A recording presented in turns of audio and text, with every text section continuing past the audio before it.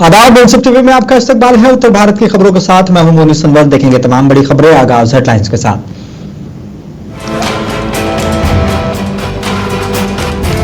रानी दुर्गावती की जयंती पर सीएम योगी ने अर्पित की श्रद्धांजलि। कहा उनका शौर्य सदियों तक देगा प्रेरणा।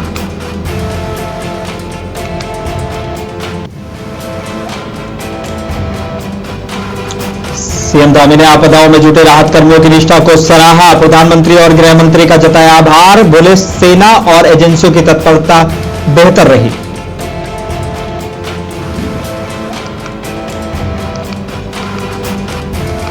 सपा नेता माता प्रसाद पांडे, इकरा हसन और जियाउर रहमान को पुलिस ने रोका। सपा नेता बोले बड़े पैमाने पर एक समाज के साथ हो रही है नाइंसाफी।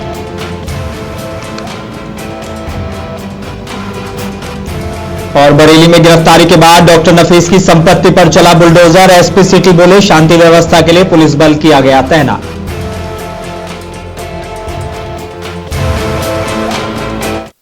आगाज कुछ अहम और बड़ी खबरों के साथ। उत्तर प्रदेश के मुख्यमंत्री योगी आदित्यनाथ ने गड़ा कटंगा की वीरांगना और चंदेल वंश की वंशज रानी दुर्गावती की जयंती पर उन्हें श्रद्धांजलि अर्पित की है। सीएम ने अपने सोशल मीडिया एक्स पर लिखा है कि मां भारती के स्वाभिमान और सम्मान की रक्षा में प्राण न्यौछावर करने वाली रानी दुर्गावती को कोटिश नमन। उनका बलिदान और शौर्य सदियों तक प्रेरणा देता रहेगा और राष्ट्र सर्वोपरि की भावना को जागृत करता रहेगा। रानी दुर्गावती का अद्वितीय शौर्य आज भी राजभक्ति की मिसाल बना हुआ है।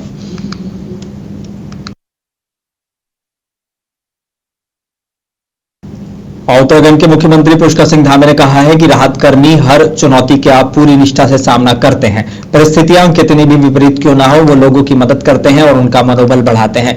मैं प्रधानमंत्री और गृह मंत्री का विशेष आभार व्यक्त करना चाहता हूं, जिन्होंने हर आपदा के दौरान हमारा मार्गदर्शन किया है। सेना से लेकर आईटीबीपी, सीमा सड़क संगठन, बीआरओ, एनडीआरएफ और अन्य सभी भारत सरकार की सभी एजेंसियों को तुरंत राहत कार्य करने के निर्देश मिलते हैं। मैं इसके लिए प्रधानमंत्री और गृह मंत्री का आभारी हूं। राहत कर्मी प्रत्येक चुनौती का सामना करने में पूरी तरह से सक्षम है। चाहे परिस्थितियां कितने भी हमारे प्रतिकूल क्यों न हो, हमारे राहत कर्मी वहां पर पहुंचकर उस स्थिति को भी अनुकूल बनाने का काम करते हैं। उस स्थिति में भी लोगों को सहायता करने का काम करते हैं, उनके मनोबल को बढ़ाने का काम करते हैं। मैंने हमेशा अपने अधिकारियों को, राहत कर्मियों को हमेशा कहा है कि आपदा के समय किसी भी परिवार को अकेला नहीं छोड़ा जाना चाहिए। आज के अवसर पर मैं आदरणीय प्रधानमंत्री जी का और आदरणीय गृह मंत्री जी का विशेष आभार व्यक्त करना चाहता हूं, जिन्होंने प्रत्येक आपदा के समय में हमारा मार्गदर्शन किया है। कोई भी आपदा होती है तो तत्काल उसकी जानकारी करते हैं। तत्काल भारत सरकार की जितनी एजेंसियां हैं, सेना से लेकर आईटीबीपी से लेकर बीआरओ, एनडीआरएफ और तमाम जो, उन सभी को वहां से निर्देश जाता है कि तत्काल राहत के कार्यों को आगे बढ़ाया जाए, मोर्चा संभाला जाए। मैं इसके लिए आदरणीय प्रधानमंत्री जी का, गृह मंत्री जी का बहुत धन्यवाद करता हूं। जौनपुर कलेक्ट्रेट सभागार में आज संवाद कार्यक्रम का आयोजन किया गया, जिसमें नगर विकास और ऊर्जा विभाग के राज्य मंत्री और प्रभारी मंत्री ए.के. शर्मा ने व्यापारियों से मुलाकात कर जीएसटी सुधारों पर चर्चा की है। इस मौके पर खेल और युवा कल्याण राज्य मंत्री गिरीश चंद्र यादव, राज्यसभा सांसद सीमा द्विवेदी, नगर पालिका परिषद अध्यक्ष मनोरमा मौर्य और जिला अध्यक्ष पुष्पराज सिंह मौजूद रहे। प्रभारी मंत्री ने बताया कि जीएसटी दरों में सुधार से हर रोज की आवश्यक वस्तुओं पर बचत, स्वास्थ्य और शिक्षा क्षेत्र में राहत, किसानों और कृषि को बढ़ावा, ऑटोमोबाइल और इलेक्ट्रॉनिक उपकरणों पर छूट मिलेगी। इससे बाजार को नई ऊर्जा और रोजगार के अवसर बढ़ेंगे। इस मौके पर जिलाधिकारी डॉक्टर दिनेश चंद्र, पुलिस अधीक्षक डॉक्टर कौस्तुभ सहित कई अधिकारी मौजूद रहे। एक बार पुनः जौनपुर जिले के प्रभारी मंत्री के रूप में जिले की हमने आज मुलाकात लिया और विशेष रूप से दो काम हम लोगों ने अभी तक किया है। एक तो था कि जिला की कोर कमेटी, जो प्रमुख रूप से राजनीतिक कमेटी होती है, उसकी मीटिंग हम लोगों ने सर्किट हाउस में किया, जिसमें जिले के जौनपुर क्षेत्र के हमारे माननीय भाजपा के अध्यक्ष जी, मछली शहर के उत्तर प्रदेश विधानसभा में विपक्ष के नेता और समाजवादी पार्टी के नेता माता प्रसाद पांडे के आवास के बाहर से खबर आई है, जहां पुलिस बल तैनात किया गया है। माता प्रसाद पांडे के नेतृत्व में समाजवादी पार्टी का एक प्रतिनिधिमंडल आज बरेली का दौरा करने वाला था। विपक्ष के नेता और सपा नेता माता प्रसाद पांडे ने कहा कि हमें जाने से रोका जा रहा है। उन्होंने यानी कि पुलिस ने कानून व्यवस्था की स्थिति खुद बिगाड़ी है। अगर दो समुदाय में झड़प होती तो मैं मान लेता कि कोई गंभीर घटना घटी है। स्थानीय लोगों ने बताया कि घटना के बाद बड़े पैमाने पर अन्याय हो रहा है। मुकदमा एक व्यक्ति पर लिखा जाता है और गिरफ्तारी 4 लोगों की होती है। वहां एक समुदाय बहुत डरा हुआ है और वो पुलिस प्रशासन से भयभीत है। उनका दूसरे समुदाय से कोई झगड़ा नहीं है। 44 उन्होंने लगाई हो, 163 लगाई है। कानून व्यवस्था की स्थिति तो इन्होंने खुद बिगाड़ी। कोई शांतपूर्ण ढंग से ज्ञापन देने जा रहा था, उस पर लाठीचार्ज करना, उसे पीटना, उसे पकड़ना, तो एक पक्षीय है ना। अगर कोई 2 समुदाय लड़े होते तो मैं मान लेता कि बड़ी गंभीर घटना हो गई। अब जानकारी तो दे रहे थे कि वहां हमें जो सूचना हमारे और लोगों ने दी है। समाजवादी पार्टी के नेता और सांसद जियाउर रहमान बर्क ने कहा है कि वहां यानी कि बरेली में अभी तक करीब 51 लोगों को गिरफ्तार किया गया है। उन लोगों का क्या दोष है? जब तक न्यायपालिका जाया जाएगा तब तक बहुत वक्त गुजर जाएगा। इतने लंबे समय तक बेगुनाह लोग जेल में क्यों रहेंगे? अगर पुलिस प्रशासन के पास कोई सबूत है कि उन्होंने कोई कानून तोड़ा है तो वो मीडिया के सामने सबूत पेश करें।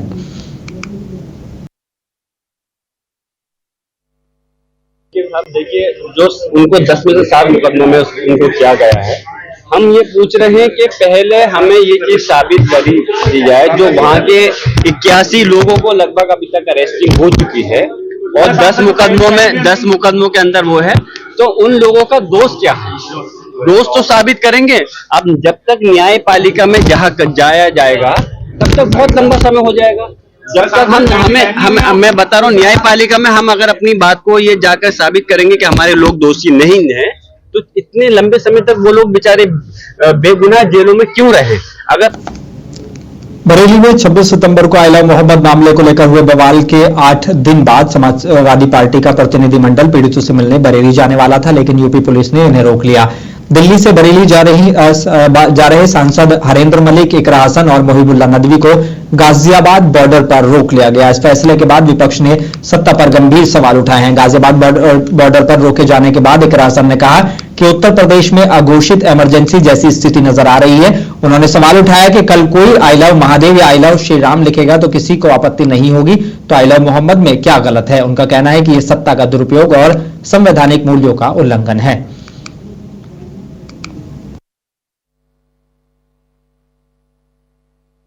बिल्कुल, ये देखिए अनडिक्लेयर्ड इमरजेंसी की तरीके से हमें यहाँ रोका जा रहा है। हमें समझ में नहीं आ रहा किस आधार पे। हमारा आग्रह है प्रशासन से कि हमारे साथ चले।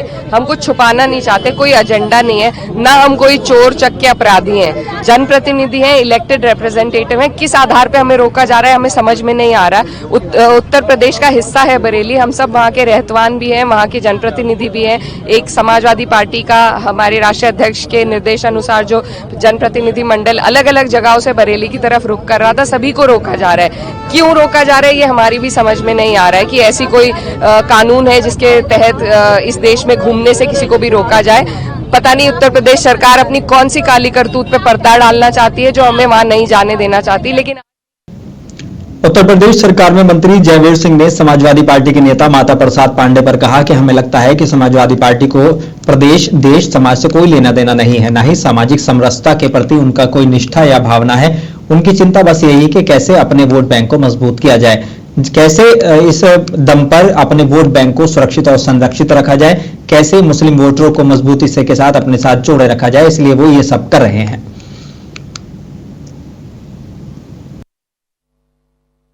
देखिए, हमें लगता है कि समाजवादी पार्टी को न प्रदेश से लेना देना, न देश से लेना देना, न समाज से कोई लेना देना है, न सामाजिक समरसता में उनकी कोई निष्ठा और भावना है।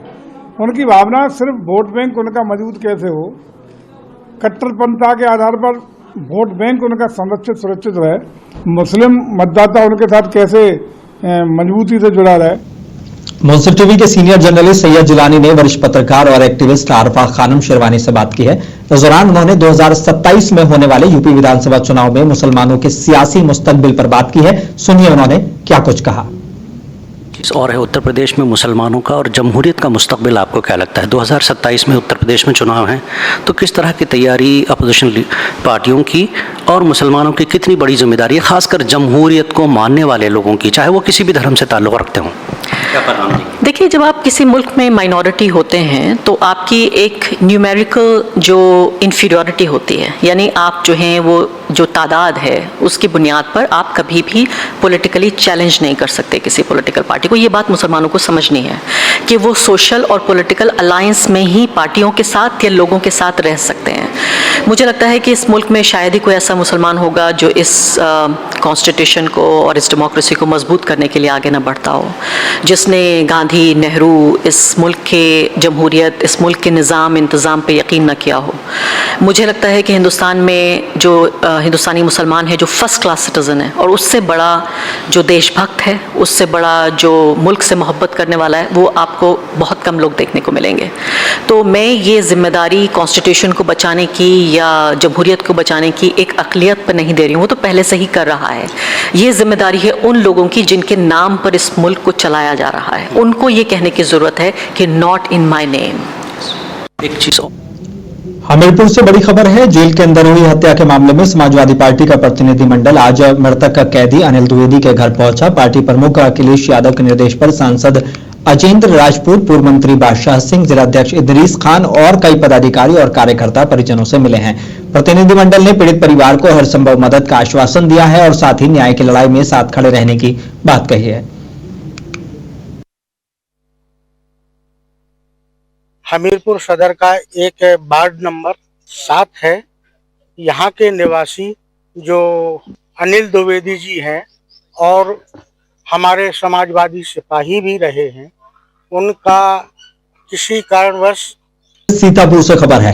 आजाद समाज पार्टी द्वारा बहुजनों के मसीहा कहे जाने वाले काशीराम की 19वीं पुण्यतिथि पर 9 अक्टूबर 2025 को सीतापुर के मुस्कान गेस्ट हाउस में विशाल श्रद्धांजलि सभा का आयोजन किया जाएगा। इस उपलक्ष्य में आज पार्टी कार्यालय पर संयुक्त प्रेस वार्ता हुई। इस मौके पर प्रदेश उपाध्यक्ष सौरभ किशोर, प्रदेश सचिव मोहम्मद इमरान खान और जिला अध्यक्ष विश्वदीप चौधरी मौजूद रहे। प्रेस वार्ता को संबोधित करते हुए सौरभ किशोर ने कहा कि विरोधी पार्टियां दुष्प्रचार कर रही हैं कि कार्यक्रम लखनऊ में होगा, जबकि पार्टी नेतृत्व के निर्देश पर जिलेवार श्रद्धांजलि सभाएं आयोजित की जा रही हैं। से गंदा मिला करके सबसे पहले पहुंचते, गोली तक के खाई उस आदमी ने, तो समाज उस व्यक्ति को पसंद कर रहा है।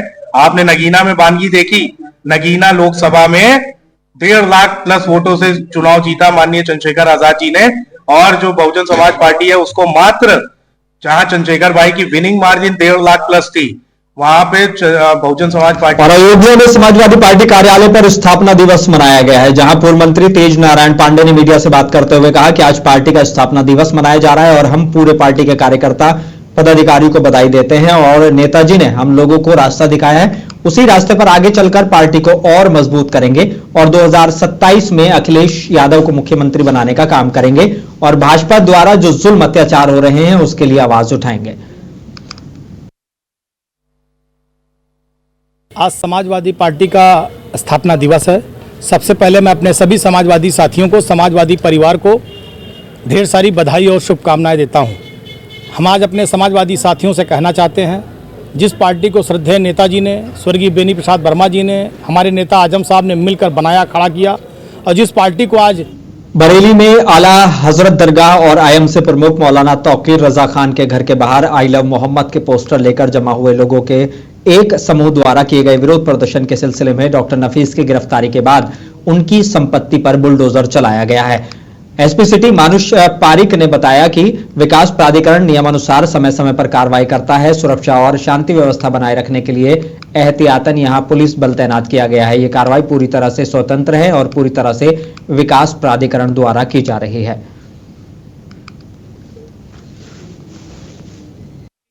डेवलपमेंट अथॉरिटी की तरफ से कार्रवाई की जा रही है, जो कि समय समय पर एक रेगुलर कार्रवाई है, नियमानुसार कार्रवाई है। उसी के दृष्टिगत पुलिस फोर्स यहाँ पर एहतियातन तौर पे सुरक्षा दृष्टि की ओर से यहाँ पर तैनात है और यहाँ पर ये इंश्योर किया जा रहा है कि शांति व्यवस्था कायम रहे। नहीं, ये जो कार्रवाई है ये टोटली इंडिपेंडेंट है और ये बरेली डेवलपमेंट अथॉरिटी की तरफ से की जा रही है। यहाँ पर आईआईटी रुड़की स्थित Adarsh Bal Niketan senior secondary school में third air buddies inter basketball championship का शुभारंभ भव्य रूप से किया गया। इस प्रतियोगिता का उद्घाटन आईआईटी के chief sports adviser professor Nagendra Kumar द्वारा किया गया है। प्रतियोगिता में कुल 8 टीमें हिस्सा ले रही हैं। उद्घाटन समारोह में प्रोफेसर नागेंद्र कुमार ने कहा कि वर्तमान में उत्तराखंड सरकार खिलाड़ियों को प्रोत्साहित करने के लिए लगातार प्रयासरत है, जिससे खेलों के क्षेत्र में रोजगार के अवसर भी बढ़ रहे हैं।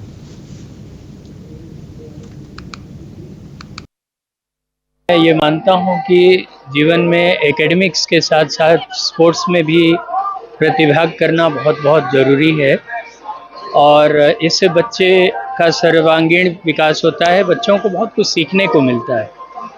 तो ये आप देखते हैं जो टीम मैनशिप देखते हैं। खबर अयोध्या से है, जहां आज गुलाबबाड़ी के मैदान में जुलूसे गौसिया निकाला गया है, जिसमें 1 दर्जन से अधिक अंजुमनों ने नातिया कलाम पेश किया। जहां जगह जगह लंगर, चाय पानी, नाश्ते का इंतजाम किया गया था, जिसका बड़ी संख्या में पुरुष, बच्चों और महिलाओं ने शिरकत की है। इस मौके पर मीडिया से बात करते हुए पूर्व पार्षद फरीद कुरैशी ने कहा कि बरेली में जो कुछ हुआ, मेरा योगी जी से निवेदन है कि जो दोषी हैं उन पर ही कार्रवाई की जाए और निर्दोषों पर कार्रवाई न की जाए।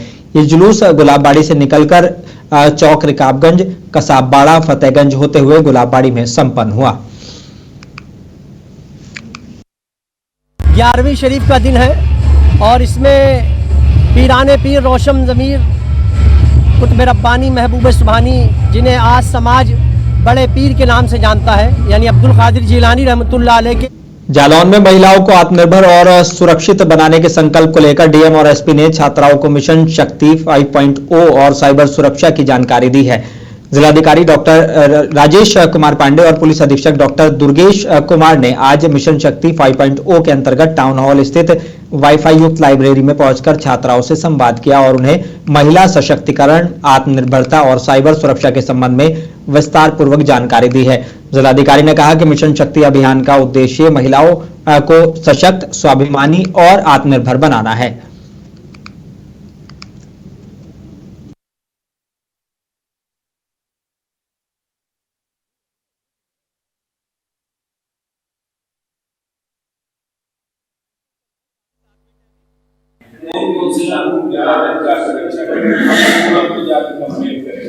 कौन कौन से हेल्पलाइन नंबर्स आपके लिए चल रहे हैं, ये आपको सारा कोशिश में जागरूक किया जाता है। लोग आएंगे आप। झांसी में अपराधियों के खिलाफ पुलिस का ऑपरेशन क्लीन जारी है। बता दें कि देर रात हुई मुठभेड़ में 2 बदमाशों को पुलिस ने दबोच लिया। मुठभेड़ के दौरान एक बदमाश को गोली भी लगी है। घायल बदमाश को पैर में गोली लगी, जिसे उपचार के लिए मेडिकल कॉलेज भेजा गया, जबकि दूसरे बदमाश कुरूप पुत्र हरिनाथ को पुलिस ने घेराबंदी कर दबोच लिया। वहीं तीसरा बदमाश दीपक लुहार मौके से भाग निकला। वहीं मुठभेड़ की सूचना पर पहुंची एसपी सिटी प्रीति सिंह ने बताया कि दोनों बदमाश जुलाई महीने में नवाबाद थाना इलाके में हुई बड़ी चोरी की वारदात में शामिल थे। थाना नवाबाद क्षेत्र के अंतर्गत कोंछा भावर एरिया में जुलाई के माह में एक व्यक्ति के यहाँ रात में चोरी हुई थी, जिसमें वादी द्वारा काफ़ी मात्रा में नकदी और जेवरात की चोरी होना बताया गया था। आज स्वाट टीम और थाना नवाबाद और झांसी में एक शर्मनाक घटना सामने आई है, जहां महारानी लक्ष्मीबाई मेडिकल कॉलेज में स्टाफ ने इंसानियत को शर्मसार कर दिया। परिजन गम में डूबे थे और इसी बीच एक महिला स्वीपर और वार्ड बॉय ने मृतका के गले से सोने का हार गायब कर दिया। विरोध होने पर हरकत का खुलासा हुआ और अब कार्रवाई की गई है। इस पर मेडिकल कॉलेज प्रशासन ने तुरंत कार्रवाई की। वार्ड बॉय अजय घमंडी को निलंबित कर दिया गया है, जबकि आउटसोर्सिंग कर्मचारी सुधा की सेवा समाप्त कर दी गई है।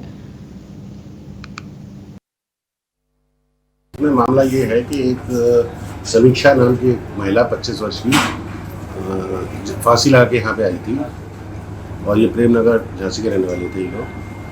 तो जब यहाँ आई थी तो उत्तर भारत की खबरों में बस इतना ही। मुझे दीजिए इजाजत, बने रही मुंसिफ टीवी के साथ।